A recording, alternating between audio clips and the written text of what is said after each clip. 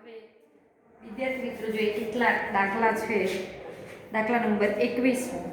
હવે આમાં તમે સીધી લિમિટ મૂકી દો તો cosec 0 તો એ તો અવ્યાખ્યાયિત છે કારણ કે 1/sin 0 sin 0 0 1/0 અવ્યાખ્યાયિત થાય તો એટલે કે ઇન્ફિનિટી મૂકો. ધારો કે અવ્યાખ્યાયિત ઇન્ફિનિટી અહીંયા મૂકો cot x એટલે cosec sin x. ત્યાં પણ તમે x ની જગ્યાએ 0 મૂકો તો cot 0 પણ ઇન્ફિનિટી. તો આ કયું સ્વરૂપ કહેવાય? ઇન્ફિનિટી માઇનસ ઇન્ફિનિટી સ્વરૂપનો દાખલો છે. બરોબર. હવે આમાં તમે સીધી લક્ષ મૂકી શકો નહીં. તો અહીંયા આપણે cosec ને લખીએ 1/sin, cot ને લખીએ cos/sin. હવે અહીંયા આપણે આ જે sin x લસા તો સરખો જ છે, ઉપર 1 - cos x. હજુ તમે જો સીધો લક્ષ મૂકો તો એ 0/0 સ્વરૂપ રહે છે. હવે અહીંયા તમે બે વસ્તુ આ દાખલો અહીંયાથી બે રીતે ગણી શકાય. કરણી કરીને પણ ગણી શકાય અને સૂત્ર એપ્લાય કરીને પણ ગણી શકાય. હવે અહીંયા કરણી કરીએ તો અંશ અને છેદમાં 1 + cos x વડે ગુણો ભાગો કરણી કરી 1 - cos x એટલે કે 1 + cos x. હવે આ આપણો તફાવતની રીતે અવયવ પડ્યા limit x → 0 1 - cos x 1 + cos x એટલે 1 - cos² x નીચે sin x * 1 + cos x 1 - cos² x એટલે sin² x sin² x sin x એટલે એક sin ઉડી જશે તો શું રહેશે? Limit x → 0 sin x / 1 + cos x. x ની કિંમત 0 મૂકો તો sin 0 0 cos 0 1 એટલે 0/1 + 1 એટલે 2 0/2 એટલે આની કિંમત આવશે તમારી 0. અહીંયા લિમિટ મૂકો sin 0 0 1 + cos 0 એટલે 1 1 + 1 એટલે 2 0/2 એટલે 0. હવે મેં અહીંયા કરણી કરી. કરણી કર્યા સિવાય તમે આ દાખલો અહીંયા આ રીતે પણ કરી શકો. અહીંયા ધારો કે આ નથી કરવી કરણી અને તમે આને આમ પણ વિચારી શકો 1 - cos x / sin x. જે ત્રીજા ચેપ્ટરમાં એક સૂત્ર આવેલું એ સૂત્ર પણ એપ્લાય કરીને આપણે ગણી શકીએ. લિમિટ x → 0 1 - cos 2x એટલે આપણી પાસે છે 2 sin² x. તો 1 - cos x એટલે 2 sin² x/2. તો આનું સૂત્ર મૂકી શકું 2 sin² x/2. sin 2x નું સૂત્ર છે 2 sin x cos x. તો એમાં જો અહીંયા x હોય તો અહીંયા x/2 x/2 થાય તો એની જગ્યાએ અહીંયા મૂકી શકું હું 2 sin x/2 cos x/2. 2 2 ઉડ્યા, એક sin² x/2 નીચે sin x/2 તો એક sin x/2 ઉડે એટલે ઉપર રહેશે sin x/2 નીચે રહેશે cos x/2. હવે x → 0 મૂકો તો 0/2 એટલે અહીંયા 0 sin 0 0 અને નીચે cos 0 1 તો પણ તમારો જવાબ 0 જ આવશે. કરણી ન કરવી હોય ને આ રીતે દાખલો ગણવો હોય તો પણ સાચો જ છે. બરોબર. એટલે અહીંયા કરણી કરી એના સિવાય પણ તમે આ રીતે ગણી શકો છો. હવે અહીંયા આગળ જોઈએ દાખલા નંબર 22 ની રકમ અહીંયા લખેલી છે. Limit x → π/2 tan 2x / x - π/2. હવે જુઓ આપણું એક સૂત્ર છે. તમે tan ને આ દાખલો પણ તમે 2 થી 3 રીતે ગણી શકો. આદેશથી, આદેશ વગર, સૂત્રથી અને પ્રમેયથી બધી રીતો જોઈએ. હવે આપણે એક સૂત્ર આવું હતું limit x → 0 sin x / x પણ 1 થાય. એ વખતે પણ મેં વાત કરેલી કે limit x → 0 tan x / x પણ 1 થાય. હવે હું અહીંયા એપ્લાય કરું તો અહીંયા મારી જગ્યાએ x ની જગ્યાએ 2x છે અને અહીંયા x → 2x → 0 થઈ શકે પણ હું અહીંયા 2 વડે ગુણું તો 2x → π થાય. અહીંયા આપણે આવું કન્વર્ટ કરીએ 2x → π. બરોબર. તો અહીંયા તમે શું લખી શકો tan 2x એટલે 10 π - 2x લખો તો -tan 2x થાય. બરોબર. તો એ પણ તમે અહીંયા કરી જો tan 2x - π લખો કે π - 2x લખો બેમાં ફેર શું એ જોઈએ. હવે જુઓ tan ધારો કે π - tan 2x લખ્યા કારણ કે tan પાઈ માઈનસ થીટા એટલે માઈનસ tan થીટા થાય ત્રીજા ચેપ્ટરમાં અને tan 2x પાઈ લખો તો આને આમ વિચારો tan કૌંસમાં પાઈ માઈનસ 2x આમાંથી મેં માઈનસ કોમન કાઢે કહેવાય આ માઈનસ tan અયુગ્મ વિધેય હોવાથી માઈનસ બહાર નીકળે જો મારે tan પાઈ માઈનસ 2x લખવા હોય તો હું માઈનસ tan 2x ને આ રીતે લખી શકો તો માઈનસ વડે ગુણીને લખવા પડે હવે જો આને આનો મતલબ કયો કે tan 2x પાઈ બરાબર તમે આ લખી શકો અને tan પાઈ માઈનસ 2x એટલે માઈનસ tan 2x તો એનો મતલબ કયો કે tan 2x માઈનસ પાઈ બરાબર આ minus tan 2x minus minus plus તો tan 2x ની જગ્યાએ તમે આવું પણ મૂકી શકો એક આ વસ્તુ છે અને નીચે તમે આના 2 લસા લઈ લો તો અહીંયા શું થાય 2x પાઈ આ જે upon 2 છે લસાઈ ઉપર ચડે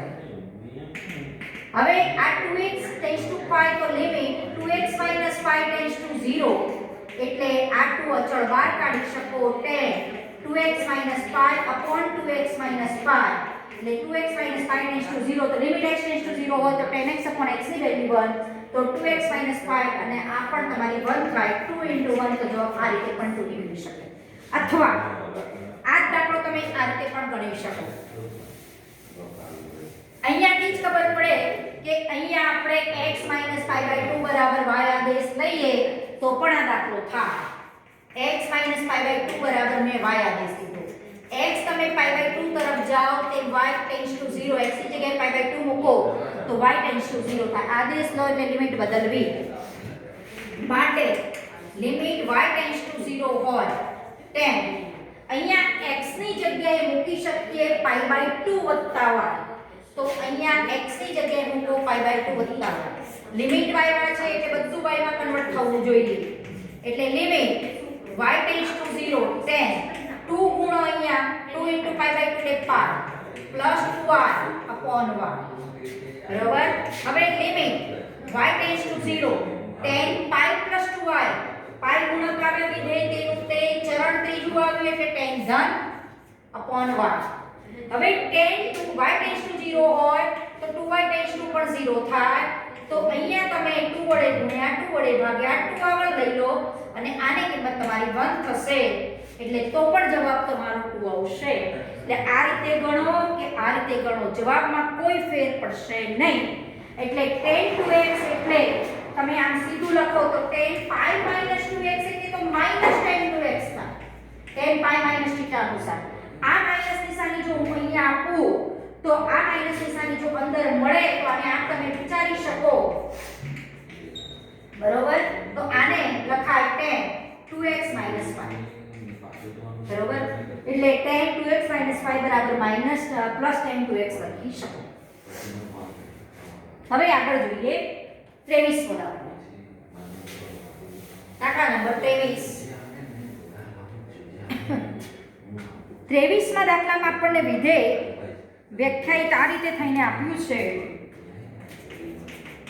fx બરાબર આપણી પાસે છે 2x 3 અને 3 * x + 1 અહીંયા છે x ની કિંમત = 0 x > 0 પ્રશ્ન છે કે limit x tends to 0 fx ની કિંમત કેટલી limit x tends to 0 fx ની કિંમત કેટલી અહીંયા વિધેય આપણને બે રીતે વ્યાખ્યાયિત કરી આપ્યું છે x તમારો ધન હોય અને x ઋણ હોય હવે અહીંયા તમને જ્યારે 0 આગળના લક્ષની વેલ્યુ પૂછ્યું છે તો એના જમણા લક્ષ અને ડાબા લક્ષની કિંમત શોધવી પડે કારણ કે વિધેય x ની 0 કરતા મોટી કિંમત માટે અલગ વ્યાખ્યાયિત છે અને x ની 0 કરતા નાની કિંમત માટે અલગ વ્યાખ્યાયિત છે તો આવા વિધેય માટે આપણે આગળ વાત કરેલી કે જમણું લક્ષ અને ડાબું લક્ષ બંને શોધવું પડે આ આપણું જમણું લક્ષ 0 આગળનું અને આ આપણું ડાબું લક્ષ હવે limit x tends to 0 plus નો મતલબ કે x ની કિંમત ધન છે > 0 તો fx બરાબર લેવાના 3 * x + હવે અહીંયા તમે લિમિટ મૂકો x ની જગ્યાએ 0 તો 0 + 1 એટલે આપણો આ જવાબ આવશે 3 અહીંયા મૂકો limit x tends to 0 minus તો x ની કિંમત 0 થી નાની તો fx આપણને અહીંયા આપેલો છે 2x + 3 x ની કિંમત 0 મૂકો 0 માઈનસ નો મતલબ કે x ની કિંમત 0 થી નાની નજીકની કિંમત મૂકો છો ગમે તે મૂકો જુઓ એટલે 0 લગભગ લઈ શકો તો આ કિંમત પણ તમને કેટલી મળશે 3. હવે એનો મતલબ થયો કે આપણને પૂછ્યું છે આ વિધેયનું લક્ષ limit x tends to 0 fx નું તો 0 પ્લસ જમણું લક્ષ અને ડાબું લક્ષ બંનેની કિંમત કેટલી મળી 3 મળી તો આ વિધેયનું લક્ષ પણ કેટલું મળે 3 મળે એટલે આ આપણે સાબિત કરી શકીએ 3. હવે બીજી વસ્તુ પૂછી છે limit x tends to 1 fx કેટલા limit x tends to 1 fx ની કિંમત કેટલી એ પણ આપણને પૂછેલું છે limit x tends to 1 fx limit x tends to 1 fx પણ પૂછેલું છે. હવે અહીંયા જો કિંમત x ની 0 કરતા મોટી હોય બરોબર તો અહીંયા 1 આગળનું આપણને લક્ષ પૂછ્યું છે તો 0 કરતા મોટી આનો મતલબ તમે શું કરી શકો કે તમારે 1 આગળનું ડાબું લક્ષ અને 1 આગળનું જમણું લક્ષ એ 1 આગળનું જમણું લક્ષ એનો મતલબ કે 1 થી થોડીક નજીકની મોટી કિંમત લો છો પણ 0 કરતા તો મોટી જ છે. પછી x ટેન્ડ્સ ટુ 1 માઈનસ એટલે 1 થી નાની નજીકની નાની કિંમત લો છો પણ 0 કરતા તો મોટી એટલે તમે x ટેન્ડ્સ ટુ 1 માં બંને લક્ષ આમાં જ આવી જાય છે 0 કરતા x ટેન્ડ્સ ટુ 1 પ્લસ લો કે x ટેન્ડ્સ ટુ 1 માઈનસ લો તો તમે fx તમારે મૂકવાનો થશે આ કેમ કારણ કે આ લક્ષ મળું એનો મતલબ કે limit x tends to 1 plus અને limit x tends to 1 minus ની આપણે વાત કરી શકીએ.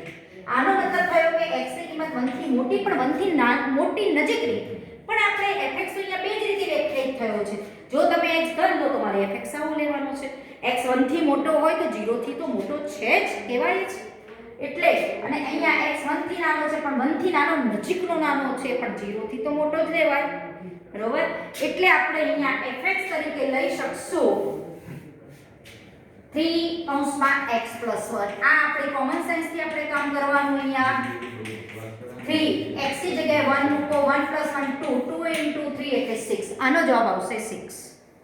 હવે 24મો દાખલો પણ તમને બે જ વિધેયો અલગ અલગ જ્યારે વ્યાખ્યાયિત થઈ આપ્યા હોય અને જ્યાં આગળ ભાગ પડતા હોય ત્યાં આગળ તમારે જમણું અને ડાબું લક્ષ શોધવાનું રહેશે. હવે છે આપણો 23મો દાખલો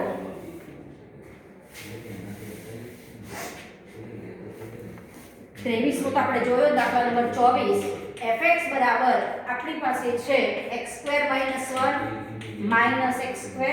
1 x lesser equal to 1 x greater than 1 તો એમ પૂછે છે કે limit x tends to 1 fx શોધો. હવે limit x tends to 1 fx આપણને શોધવાનું પૂછ્યું છે અને વિધેય આપણને 1 આગળ જ ભાગ પાડ્યા છે 1 થી મોટી x ની કિંમત હોય તો fx આ લેવાનો 1 થી નાની કિંમત હોય x ની તો મારે fx આ લેવાનો તો આ 1 આગળનું મારે લક્ષ શોધવું છે તો 1 આગળનું જમણું લક્ષ અને 1 આગળનું ડાબું લક્ષ બંનેની વાત કરવી પડે તો limit x tends to 1 + fx અને limit x tends to 1 - fx આ બંને શોધીએ limit x tends to 1 plus એનો મતલબ કે x ની કિંમત 1 થી મોટી તો fx આપણે આ લેવાનું બરોબર અને x ની કિંમત 1 થી નાની તો મારે fx લેવાનો આ x 1 થી નાનો હોય તો fx આપણે આવી રીતે વ્યાખ્યાયિત કરીને આપેલું છે. અહીંયા x ની કિંમત 1 થી મોટી પણ નજીકની મોટી કિંમત મૂકો છો એટલે 1 જ મૂકવાની 1 પ્લસ હોય કે 1 માઈનસ હોય x ની જગ્યાએ આપણે અહીંયા 1 મૂક્યા એટલે આ આપણો આવે જવાબ 2. અહીંયા પણ 1 થી નાની મૂકો છો x ટેન્ડ્સ ટુ 1 માઈનસ એનો મતલબ કે x લેસ ધેન 1 1 થી નાની નજીકની કિંમત મૂકો છો એટલે 1 જ મૂકાય એટલે આ 1² - 1 એટલે આ જવાબ આવશે 0. જમણું લક્ષ મળ્યું તમને -2 ડાબું લક્ષ 0 મળ્યું બંને લક્ષ અલગ અલગ મળે છે જુઓ બંને લક્ષ અલગ અલગ માટે આ વિધેયનું લક્ષ અસ્તિત્વ ધરાવતું નથી. કોઈ પણ વિધેયના લક્ષ અસ્તિત્વ ધરાવવા માટે ડાબું અને જમણું બંને લક્ષ મળવું જોઈએ. અહીંયા બંને લક્ષ અલગ અલગ મળે છે માટે વિધેયનું લક્ષ મળતું નથી. હવે 25મો અને 26મો દાખલો સેમ પેટર્નનો છે એ આપણે જોઈએ. દાખલા નંબર 25 fx બરાબર આપણી પાસે છે -x/x અને 0 x 0 ના હોય તો અને x = 0 હોય તો હવે આપણને પૂછ્યું છે કે limit x tends to 0 fx ની ગણતરી કરો limit x tends to 0 fx. હવે આનો મતલબ શું થયો જુઓ x 0 નથી એનો મતલબ કે x ધન કે ઋણ ગમે તે હોય 0 નથી ખાલી ધન કે ઋણ ગમે તે હોય તો મારે fx આવો લેવાનો 0 હોય તો fx આપણને 0 આપેલું છે. હવે અહીંયા આપણને પૂછ્યું છે 0 આગળનું વિધેયનું લક્ષ ચેક કરો તો 0 આગળનું વિધેયનું લક્ષ જો ચેક કરવું હોય તો જમણું લક્ષ અને ડાબું લક્ષ લેવું પડે. પણ જમણું લક્ષ એટલે કે x ની કિંમત 0 કરતા મોટી, 0 આગળનું જમણું લક્ષ અને 0 આગળનું ડાબું લક્ષ એટલે x ની કિંમત 0 થી નાની. બંને આમાં જ આવી જાય છે એટલે જમણું ડાબું અલગ ચેક કરવાની જરૂર રહેતી નથી. એટલે અહીંયા સીધું જ મૂકી શકીએ કે limit x tends to 0 fx એટલે mod x upon x આપણે લખ્યા. હવે અહીંયાથી તમે જમણું ડાબું અલગ પાડી શકશો. કેમ? કારણ કે જો x ધન હોય તો mod x x થાય ને x ઋણ હોય તો mod x માઈનસ થાય. એટલે અહીંયાથી તમે બે પાર્ટ પાડી શકશો. Limit x tends to 0 plus અને આગળ પણ વાત કરેલી કે કોઈ પણ વિધેયમાં માનાંક હોય તો એ વિધેયનું જમણું અને ડાબું લક્ષ અવશ્ય શોધવાનું રહેશે. તો limit x tends to 0 minus mod x upon x. હવે અહીંયાથી limit x tends to 0 plus એનો મતલબ કે x ની કિંમત 0 થી મોટી નજીકની કિંમત છે એટલે મતલબ કે x ગ્રેટર ધેન 0 તો છે. તો mod x x થાય. x ગ્રેટર ધેન 0 હોય x ટેન્ડ્સ ટુ 0 નો પ્લસ નો મતલબ કે x ગ્રેટર ધેન 0 તો mod x x થાય. તો x upon x એટલે આની કિંમત બનશે 1. અને અહીંયા જુઓ કે limit x tends to 0 minus છે તો એનો મતલબ થયો કે તમારો x ઋણ છે. ઋણ હોય તો mod x ની વેલ્યુ -x થાય. તો આ -x upon x એટલે આની કિંમત મળશે -1. તો 0 આગળનું આ વિધેયનું લક્ષ મળ્યું, જમણું લક્ષ મળ્યું 1 અને 0 આગળનું ડાબું લક્ષ મળ્યું -1. બંને લક્ષ અલગ અલગ મળ્યા. એટલે પહેલી વાત લક્ષ તો મળ્યા, અસ્તિત્વ ધરાવ્યું, પણ બંને અલગ અલગ મળે છે માટે આ વિધેયનું 0 આગળનું લક્ષ મળશે નહીં. આપણી શરત તો શું હતી? કોઈ પણ વિધેયનું ધારો કે આ કિંમત ને આ કિંમત સરખી મળી હોત તો જમણું લક્ષ, ડાબું લક્ષ આ બધું સમાન મળવું જોઈએ અને એની કિંમત તો જ આ વિધેયનું લક્ષ મળે. આ જે કિંમત મળે એ જ આ વિધેયનું લક્ષ મળે. પણ અહીંયા જમણું અને ડાબું લક્ષ બંને અલગ મળે છે માટે વિધેયનું લક્ષ મળતું નથી. 12મા ધોરણમાં એક જ કન્ડિશન આમાં ખાલી ઉમેરી દઈએ તો વિધેય 0 આગળ સતત થઈ જાય. આટલું જ ધ્યાન રાખવાનું. કોઈ પણ વિધેયનું લક્ષ શોધવું હોય કોઈ પણ બિંદુ આગળનું તો જમણું ડાબું લક્ષ શોધવાનું. જો એમાં માનાંક હોય ને પૂર્ણાંક ભાગ વિધેય હોય તો અવશ્ય શોધવાનું. અહીંયા માનાંકનો ઉપયોગ હતો એટલે આપણે શોધ્યું. હવે આ બંને લક્ષ શોધ્યા, બંને અલગ અલગ મળ્યા. આગળ 12માં એક કન્ડિશન ખાલી એટલી જ નવી આવશે, આ બંને લક્ષ મળવા જોઈએ, સમાન મળવા જોઈએ અને જો f0 જેટલી કિંમત થાય, આ જે બિંદુ આગળનું લક્ષ શોધો છે એની જેટલી કિંમત થાય તો એનો મતલબ કે આ બંને મળે છે, સમાન મળે છે, એનો મતલબ થયો કે આ મળે છે. તો આવું વિધેયને આપણે 0 આગળ સતત છે એમ કહીશું. એટલે ખાસ ધ્યાન રાખો, કોઈ પણ વિધેયનું કોઈ બિંદુ આગળનું લક્ષ મળવું એનો મતલબ કે જમણું લક્ષ અને ડાબું લક્ષ મળવું અને સમાન મળવું એવું કહી શકાય. એટલે અહીંયા તમને અહીંયા આ દાખલો આપણે આ રીતે કરી શકશો. સેમ 26મો દાખલો એવો જ છે, ખાલી અહીંયા શું કર્યું છે x upon માનાંક x. તો એ જ વસ્તુ અહીંયા એપ્લાય થશે. x upon માનાંક x તો માનાંક x1 તો અહીંયા તને x upon માનાંક x તો અહીંયા આવશે -x તો જવાબ આવશે -1. તો પણ જમણું અને ડાબું લક્ષ અલગ અલગ મળે છે માટે વિધેયનું લક્ષ અસ્તિત્વ ધરાવતું નથી એવું કહી શકાય. હવે દાખલા નંબર ખાલી 27મો જોઈ લઈએ. 26મો આ હતો અને 27મો છે. લિમિટ આપણને પૂછ્યું છે fx બરાબર માનાંક x - 5. પૂછ્યું છે limit x tends to 5 fx. હવે અહીંયા જુઓ માનાંક વિધેય આવ્યું એટલે જમણું અને ડાબું લક્ષ બંને લેવાનું. Limit x tends to 5 plus fx અને limit x tends to 5 fx.